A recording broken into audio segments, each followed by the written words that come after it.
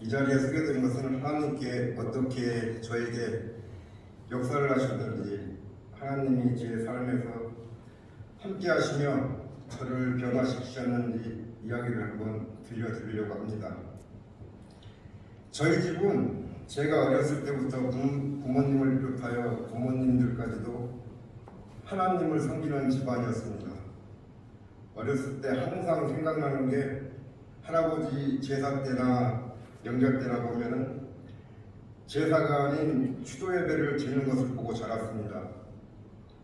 서울에 사시는 부모들이 시골에 내려오시면 항상 제 기도를 해주시며 저에게 교회에 나가라고 말씀을 하셨습니다.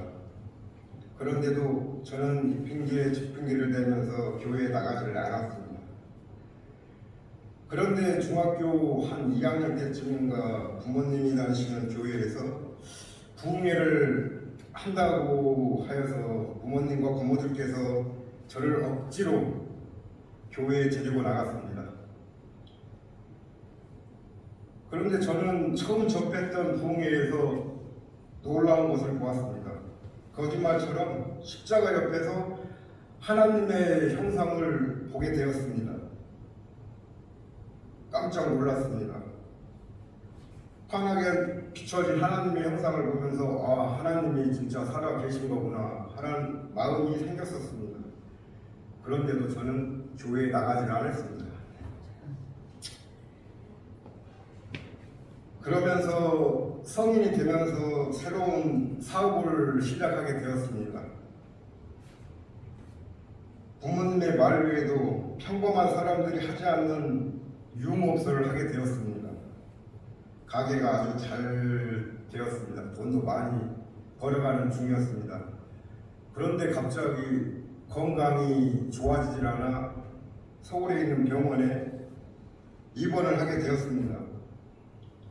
저는 너무나 놀라 병원에서 교회에 나가지도 않았으면서 항상 기도를 했습니다.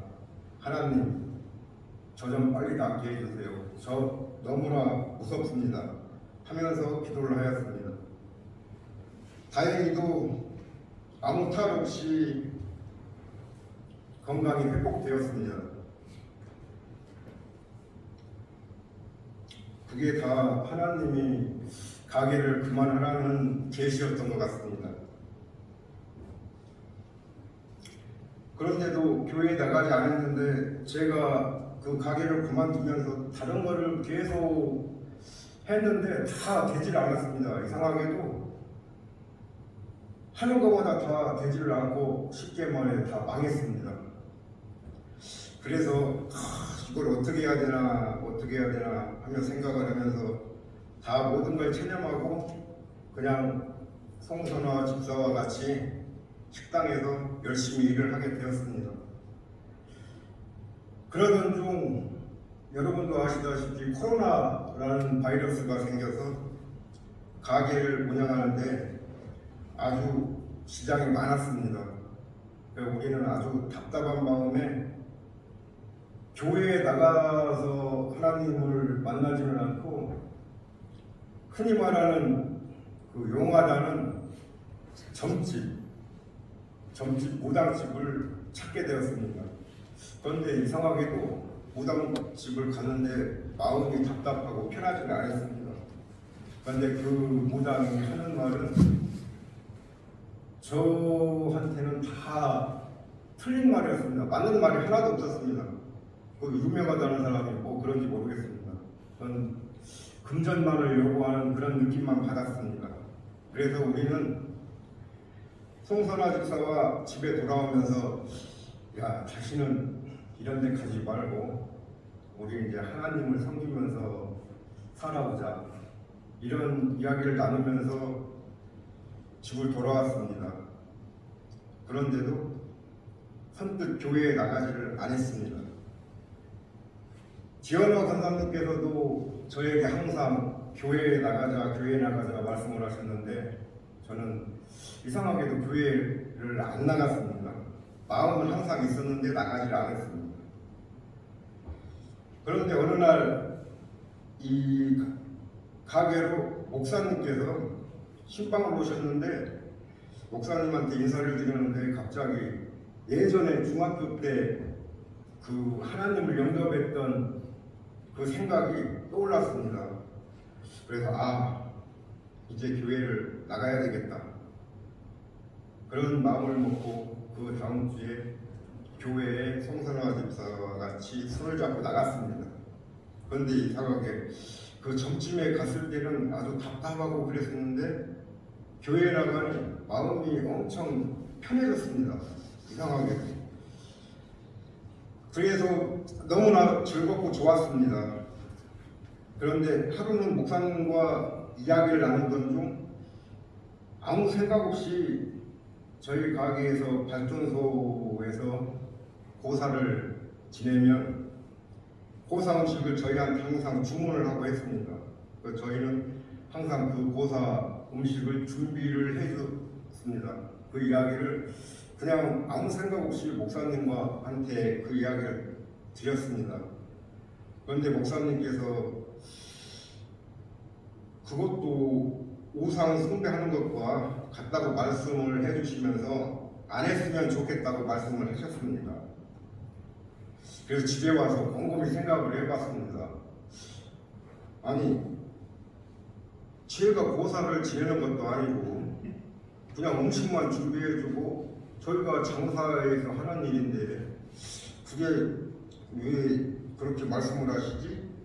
하면서 다음에 전화가 또 왔습니다. 고사 준비를 해달라고. 그런데 그냥 이 욕심에 음식을 또 준비를 해줬습니다. 그런데 이상하게 그 목사님 말씀하셨던 게 생각이 나고 마음은 편치를 안 했습니다. 그러면 어느 날 저희는 항상 이 가게가 늦게 끝나고 해서 수요일 예배는 참석을 못하게 됩니다. 그런데 이상하게 어느 하루 수요일에는 손님이 일찍 떨어졌습니다. 손님이 일찍 떨어져서 우리 한번 교회에 수요 예배에 나가자 하고서 송선화 집사와 같이 교회에 나왔습니다. 교회에 나왔는데 그 목사님 설교가 그날 이상하게 우상 숭배에 대한 설교였습니다. 그 설교를 듣고 나니 이래서 목사님이 그 우상 숭배와 같다고 말씀을 하셨구나. 이제는 그거를 하지 말아야 되겠다는 생각이 들었습니다. 그 후로 제사상과 그 고사 준비하는 집기들을 다 없앴습니다.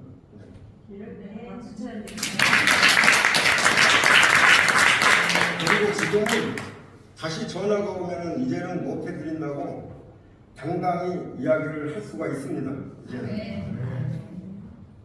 이제는 항상 하나님한테 회개하며 기도하니 내 마음이 너무나 편할 수가 없습니다. 이제는 모든 걸 하나님 뜻대로 살아가니 너무나 행복하고 감사합니다. 지금 제 삶에는 더 이상 혼자가 아니라 늘 하나님과 함께라는 생각에 더 이상은 불안한 마음에 휘둘리지 않고 작은 일에 감사하며 살아가고 있습니다. 저는 이 모든 과정을 통해 많은 것을 배우고 깨달았습니다. 제 삶에 큰 변화가 일어났고 그 과정에서 하나님께서 제 곁에 항상 함께 하셨다는 것을 확신하게 되었습니다. 사랑과 은혜로 하루하루 살아가고 있음을 고백합니다.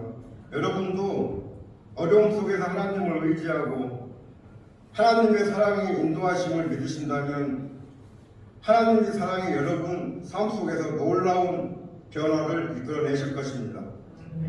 그리고 지금은 하나님을 만날 주일이 항상 기다려집니다. 감사합니다.